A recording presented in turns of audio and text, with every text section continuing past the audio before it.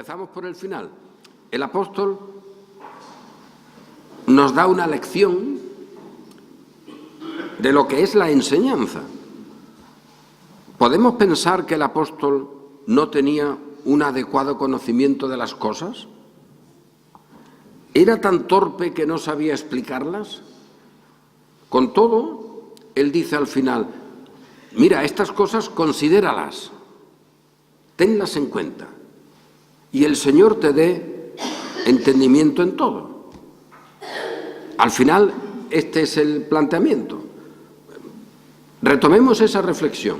Ante cualquier circunstancia, por muy bien que alguien la explique, no hay infalibilidad en la explicación. Es decir, a ver si Timoteo tenía que decirle a Pablo, pues sí, mira, yo lo firmo. Pablo asume que puede ser mal interpretado, que quizá Timoteo no engarce bien las ideas que el apóstol tiene, siendo Timoteo quien era.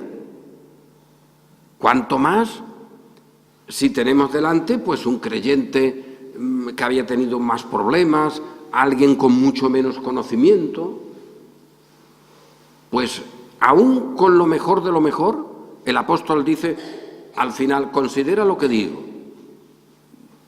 analízalo, tenlo en cuenta y que el Señor te dé entendimiento.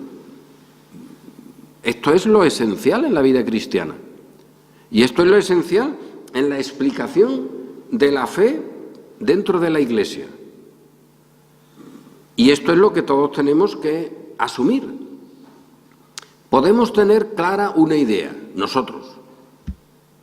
Podemos tenerla diáfana. A veces se asume que se tienen cosas así. Eso ya es un poco malo también, porque a veces las ideas son evidentes, pero los contextos y los territorios donde la idea se coloca es muy variable y por lo tanto todo tiene un matiz.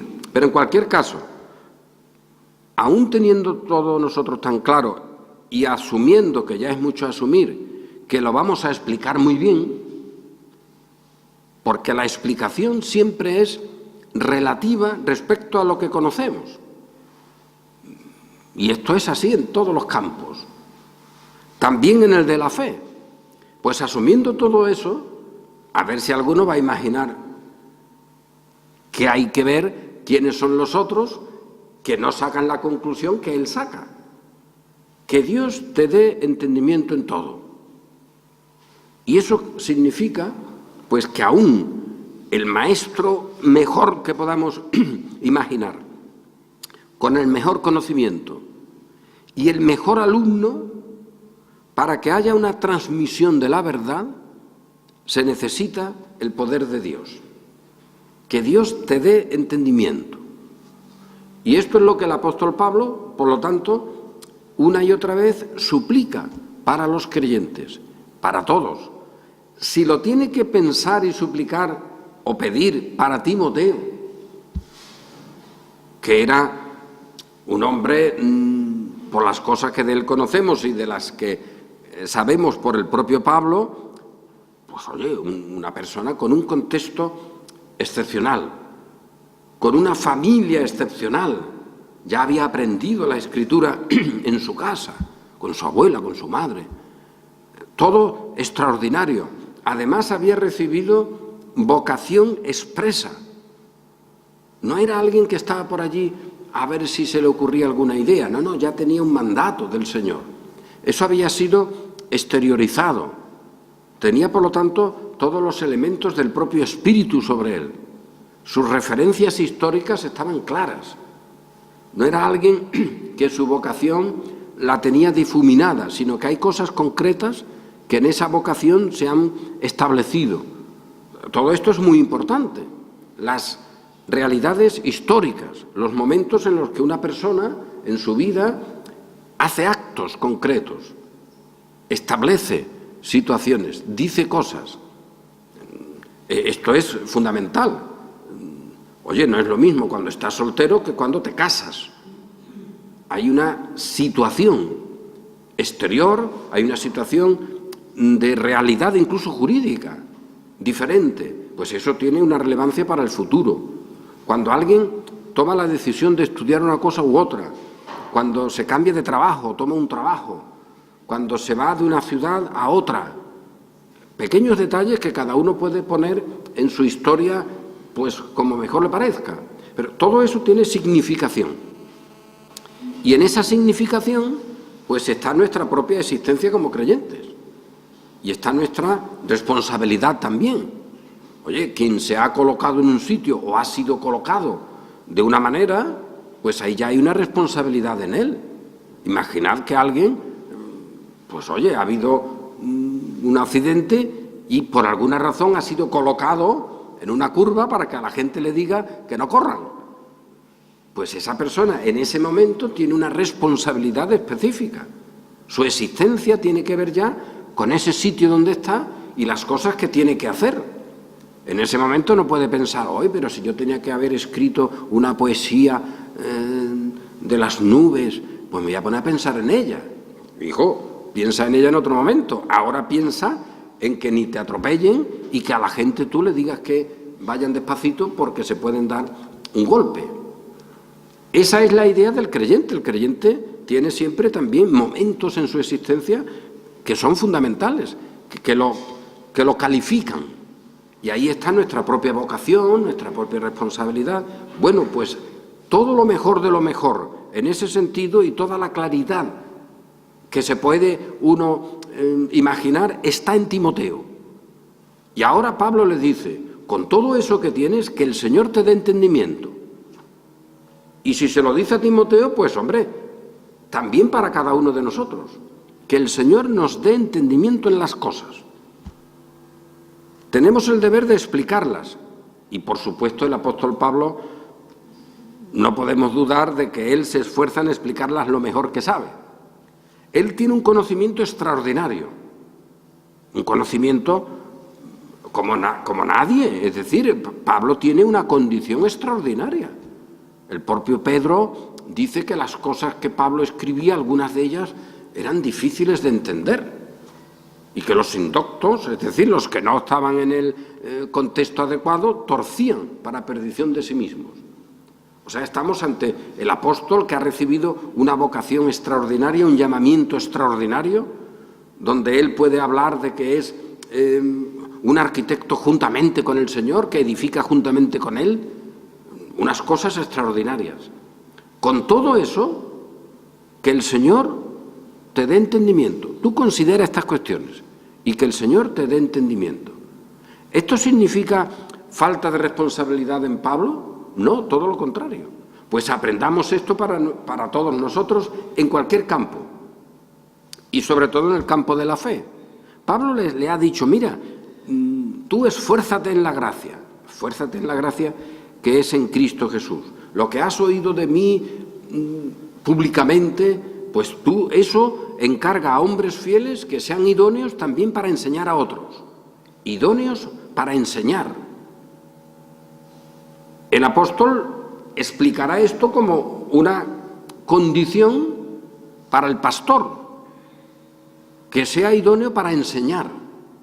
Hay otras condiciones, casado con un contexto adecuado de familia, etcétera, varios detalles, ¿no?, que hay ahí, sociales incluso. Y eso es lo que el Señor establece con sus pastores. Pero un requisito evidente es que sea apto para enseñar, que la palabra del Señor la use adecuadamente. Bueno, pues eso es lo que Pablo le está diciendo a Timoteo. Tú tienes el encargo extraordinario de buscar a hombres que sean idóneos para esto y que sean capaces de enseñar lo que tú has aprendido. Bueno, pues a este Timoteo, que recibe este encargo, es al que Pablo le dice, considera estas cuestiones y que el Señor te dé entendimiento. Eso es algo extraordinario, que no debemos olvidar. ¿Y esto en qué ámbito nos pone en el cristianismo? En el ámbito de cumplir al máximo nuestro deber, explicar lo mejor que podamos las cosas. A veces las explicamos muy bien, pero son errores, porque hay gente que el error lo explica muy bien, pero es un error, claro. Que tengamos esa responsabilidad, ese ánimo, esa comunión, compartir estas cuestiones unos con otros, pero siempre al final que el Señor nos dé entendimiento. Y eso es lo que Él hace con su pueblo. Y por eso hemos dicho tantas veces, oye, que cada uno de nosotros tiene una participación en la edificación de la Iglesia como el Señor quiere. Que Él os santifique por completo. Y eso es lo que Él hace. Colocarnos a cada uno en su lugar. Porque es el lugar que Él ha establecido. A nosotros nos puede parecer mejor o peor, incluso podemos tener conciencia o no, pero ese deber está ahí y el Señor lo hace. De tal manera que hemos recibido grandes bendiciones de personas que estaban ahí para darla y otros han recibido edificación a través de nosotros, posiblemente sin saberlo. ¿Por qué? Porque al final el entendimiento, la obra, la da Dios y el crecimiento lo da Dios. Esta es la realidad de la Iglesia. Por lo tanto, es una realidad que de momento, con esto solo, ya destroza por completo las pretendidas jerarquizaciones teológicas, los elementos de sistemas, de cosas humanas que te la dan hechas y luego tienes que decir sí, las entiendas o no. Es como antiguamente. Y bueno, antiguamente, pero relativamente. Con una antigüedad, ya digo, relativa, porque algunos de los que estamos aquí,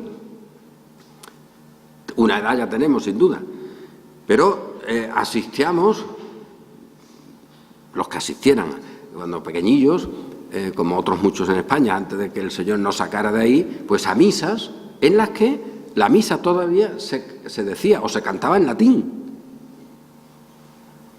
¿Alguien imagina que el cura entendía lo que decía? Y todavía el cura podía, a base de mucho repetirlo, conocer algo. En los seminarios se daba algo de latín. Pero ¿y el monaguillo? ¿Alguien imagina que aquel muchacho que habían traído de allí al lado, que no sabía ni leer, y era monaguillo? Podía comer algo y podía el hombre tener ahí, el chiquillo, algún beneficio. Pues te respondía y te decía cosas en latín. Eso es absurdo. Imagina a alguien que eso sea obligado y que eso sea lo establecido, sin entendimiento, sin reflexión.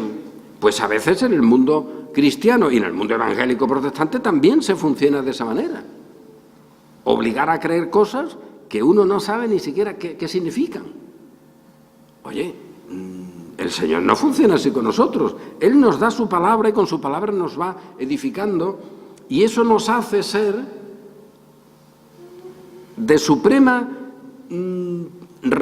condición recia en la verdad, poderosos en la verdad, pero al mismo tiempo, oye, esto es lo que hay, considéralo y que el Señor te dé entendimiento.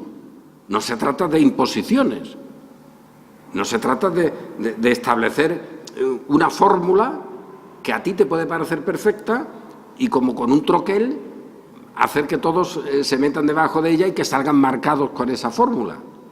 Otra cosa es, y el apóstol lo dice a Timoteo, más adelante lo volverá a decir, también a Tito y él mismo, oye, aquel que venga con falsa enseñanza, tú con la verdad derríbalo, tápale la boca.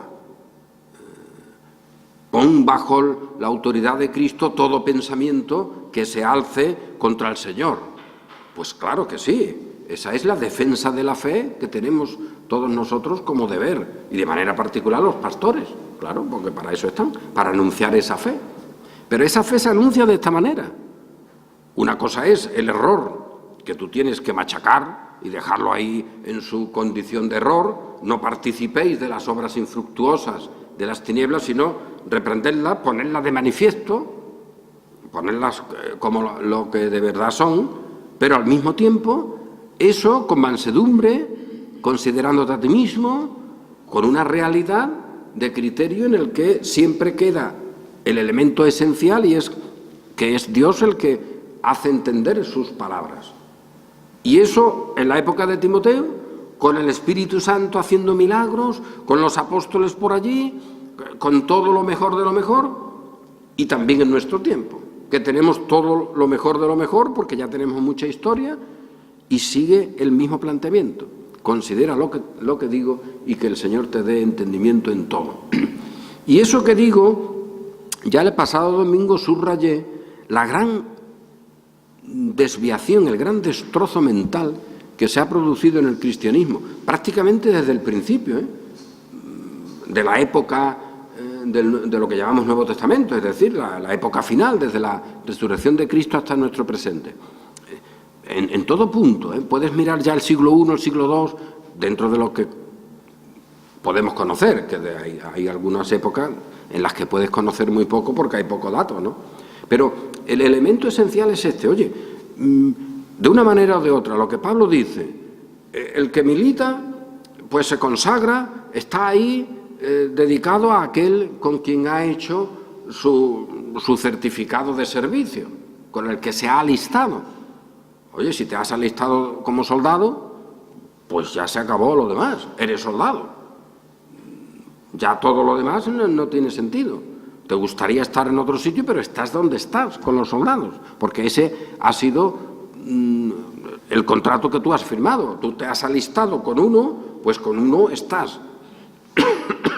No te enredas en los negocios de la vida. Y eso se ha planteado, como ya comentamos el pasado domingo, oye, eso se ha planteado como si esto fuera para los clérigos, los sacerdotes o los pastores, los clérigos.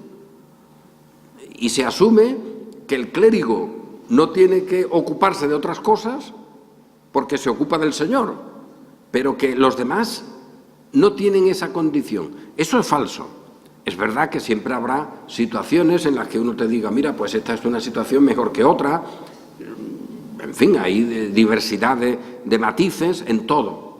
Pero lo que está claro, y es evidente, que el creyente, por la condición de creyente, es que eso no es una cosa voluntaria nuestra, está alistado. No solo el clérigo, no solo el pastor, todos estamos alistados. Entonces, los negocios de la vida, que son otra cosa, no. Ahí todo lo que corresponde a nuestra comunión con Dios forma parte de nuestro alistamiento. Y lo que el apóstol está diciendo ahí para los pastores o para cualquiera es: no mezcles con esto otras cosas, porque tú ya eres esto. Por lo tanto, todo está ahí. Pero ese todo, ¿qué es? Pues tu trabajo, es tu vocación, tu circunstancia, todo eso forma parte de la milicia. Lo que tienes que asumir es que eso todo forma parte de la milicia, que ya tú no puedes plantearte cosas fuera del Señor, fuera de esa milicia, pero dentro de esa milicia está tu trabajo, está tu jubilación, está tu enfermedad, está tu proyecto de empresa, están tus estudios, está el cuidado de tu casa, está todo lo que es el ser humano en sus circunstancias, que ya el pasado domingo leímos ese texto de la carta a los tesalonicenses. Oye, ocupaos en vuestros negocios con tranquilidad. Eso forma parte de la milicia. Uno no puede imaginar, pero el que está de verdad consagrado, que hay que ver qué cosas tan raras se han metido en el cristianismo, como si consagrado fuera el clérigo.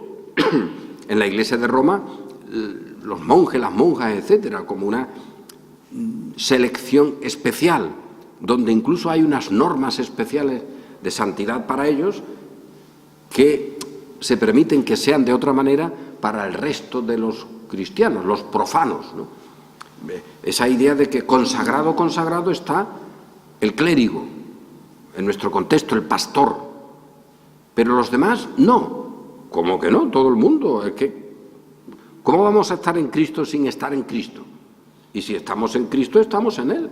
Lo que se dice es: ya asume que aparte de eso no hay nada, que tú ya no tienes otra identidad, que todo lo que eres ya forma parte de la comunión con el Señor. Y por eso hemos leído en Efesios, oye, antes estabais en las tinieblas, erais hijos de las tinieblas, acordaos que sobre esas tinieblas viene la ira del Señor, estabais en la condición de desprecio de la humanidad, en la avaricia, en la fornicación, en la situación de mentira. Todo eso era antes, pero ahora acordaos de que sois luz en el Señor. Por lo tanto, andad como hijos de luz. Mirad que cada uno viva como el Señor, en amor. Acordaos de Cristo, que se entregó por nosotros, ofrenda al Señor en olor fragante. Esa es la condición. Pero esto hay que pensarlo y repensarlo. Fijaos que cuando lo concluimos de manera adecuada, terminamos muy alegres. No nos han puesto una carga, porque aquí la consagración no es una carga. No es una carga que llevas para que las obras ahí tengan una especial condición, pero es la realidad. A lo largo de la historia y en el presente, esto ha producido un daño enorme. El asumir que hay consagración de una persona o de un grupo determinado con unas circunstancias y que el resto no lo tiene. No, cada uno tiene un deber dentro de la casa y el pastor pues tendrá el deber de anunciarlo como pueda y con la circunstancia que pueda. El apóstol unas veces lo hacía de una manera, otras veces de otra, desde la cárcel, unas veces teniendo mucho, otras veces no teniendo nada, recibiendo de una iglesia, no recibiendo, trabajando con sus manos, cada uno como pueda. Eso no es relevante. Sencillamente, todos estamos alistados. El que está en el estadio, pues hombre, el elemento de comparación es que estáis en el estadio. ¿Quién? Ah, los pastores. ¿Se imaginaría alguien ahí que el creyente fuera comparado? El apóstol lo hace en otras ocasiones, ¿no? Que son todos los creyentes, estamos en un camino y ese camino se pone a veces como el que está en el estadio corriendo. Pues hombre, vamos a ver, que hay que llegar a la meta. Esa es la idea. ¿Cuándo? Pues hombre, hay muchos en los maratones estos que llegan ya casi con las luces encendidas, ¿no? Que ya se ha ido todo el mundo y falta uno, pues llega allí al final, ¿no? ¿Cuándo? Tienes que llegar a la meta. Y ganar en el sentido de estar siempre con un espíritu de no ser cualquiera, de vencer, porque la causa es para ello. ¿Pero quién? ¿Todos? ¿Todos? Fijaos en ese sentido. ¿Quién está en el estadio corriendo ahora en el sentido espiritual? Porque materialmente solo 2 o 3 de vosotros lo podréis hacer. El resto estaríamos ahí un poco animando. Pero en el sentido espiritual, todos nosotros. No hay ni uno que no esté en ese criterio. El ancianito también, porque aquí no se trata de correr en sentido físico. Y el niño también. El niño pequeñillo también es uno más. Y todo eso lo organiza el Señor. Y eso es lo que tenemos. Entonces, vosotros que sois del Señor, lo que Pablo dice, hombre, que los negocios no se enreden ahí ahora. Lo que es ajeno, que no se coloque dentro. Porque el que está corriendo se dedica a correr, no a escribir la poesía. Eso sería. Entonces, si estás corriendo y estás colocado en la carrera, tu misión es esforzarte en la carrera. Y esa es la idea que el apóstol pone delante de Timoteo para su trabajo, pero que es genérica para la vida del creyente. Hombre, genérica para la vida del creyente y que el pastor sepa eso. Oye, que tú estás anunciando la palabra del Señor, tú eres alguien que tienes que dar testimonio de Él, no como otros quieran que lo des, porque también eso es otra cuestión. Tú dalo fielmente, conforme al Señor vaya poniendo las cosas y cumple eso. Pero eso vale para cualquiera. Y luego también, oye, el grano, ¿cómo vas a recibir la cosecha? Esa cosecha no viene envasada como ahora los niños piensan, ¿no? Que la verdura y las frutas y eso nacen en las estanterías de los supermercados. No, eso viene de unos sitios, de una tierra que hay que labrar y que hay que conservar momento tras momento. No hay ni un instante en el que ese elemento de crecimiento donde la semilla está ahí, aunque no se vea por fuera, pero está funcionando, luego da el fruto, etcétera, no hay ni un momento en que eso pueda ser otra cosa. Está todo concentrado en su condición y no hay nada que la cambie. Esa es la idea del apóstol. Oye, que como el labrador tiene que labrar y trabajar para participar del fruto, pues todo eso tiene que ver con nuestra vida de creyentes. ¿Y eso qué significa? ¿Que por hacer estas cosas tenemos gloria y mérito? No. ¿Eso qué significa?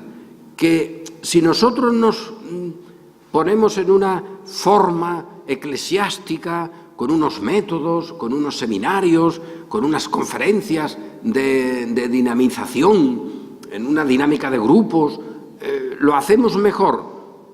Que cada uno use las herramientas que quiera. Habrá cosas que pueden ser útiles en algún momento, pero no hay herramientas de santidad. El creyente no tiene herramientas de santidad. No hay, sencillamente. Si alguien las quiere buscar, mal asunto. Uno no puede decir, mira, yo para la santidad voy a buscarme este libro con este método. Puede servir, puede que no, a uno le ha servido, vale, pero herramientas no hay. No hay herramientas. En la ley, ¿cuántas veces lo decimos? Sí había elementos que funcionaban así. Oye, tú habías caído en una situación de impureza ritual y había instrumentos que quitaban esa impureza. El sacrificio, la ofrenda, unos mecanismos ya estipulados por el Señor, no inventados por nadie, puestos por el Señor, con lo cual la impureza, la condición de impuro del creyente, pues era quitada por una herramienta determinada, que el Señor había puesto allí todas esas herramientas para el bien de su pueblo. Pero ese mecanismo es simbólico, tiene que ver con una etapa, ahora ya no está. No hay herramientas de santidad, tampoco de justicia. Esa es una realidad que ya tenemos en Cristo. La justicia, la santidad, la verdad, corresponde a Cristo. Y estamos con Él. No podemos llevarnos los negocios de la vida, no podemos llevarnos las herramientas del mundo, por muy santificadas que las queramos poner, para colocarlas ahí, porque ya no son propias. O como el que está corriendo en el estadio, ahora ya está en una condición especial. No puede llevarse las herramientas o los bultos de la obra humana o de la condición humana, o el que está labrando. La labranza es ya una cosa fundamental y propia. No se pueden traer cosas ajenas, no se pueden traer otros elementos a esa labor, porque sencillamente no son propios. La labor tiene su propia función, pero la función es reconocer que estás en ella y solo puedes tener el fruto al final. Y en el estadio, pues que estás en el estadio. Y el que se ha alistado en un ejército, pues estás alistado, ya eres parte de ese ejército. No hay posibilidad de que ahí se inserten otras cuestiones. Y con todo eso, pues volvemos a colocarnos en esta condición de creyentes que cuando la vamos asumiendo y entendiendo nos da una motivación máxima para servir y trabajar con alegría, pero al mismo tiempo nos desprende del peso del pecado, del peso de la obra humana, de la gloria humana, ese peso que al creyente le pesa, pero que al no creyente parece que es su gloria, la gloria humana, la gloria uno de los otros, etc. Lo que Cristo ha considerado, y Pablo con Cristo lo ha considerado basura, sus obras de justicia humana, eso que Pablo en Cristo consideró basura, es para tantos hoy un elemento de gloria y de honra. Pues cada uno que se quede con su gloria y su honra. La de uno será basura, la de nosotros es gloria eterna porque es de Cristo y esa va en aumento y en aumento cada día porque es de nuestro Señor. Y así nos alegramos y gozamos en lo que hemos recibido y esa recepción la tenemos por el poder de Dios que nos da entendimiento en todo. Amén.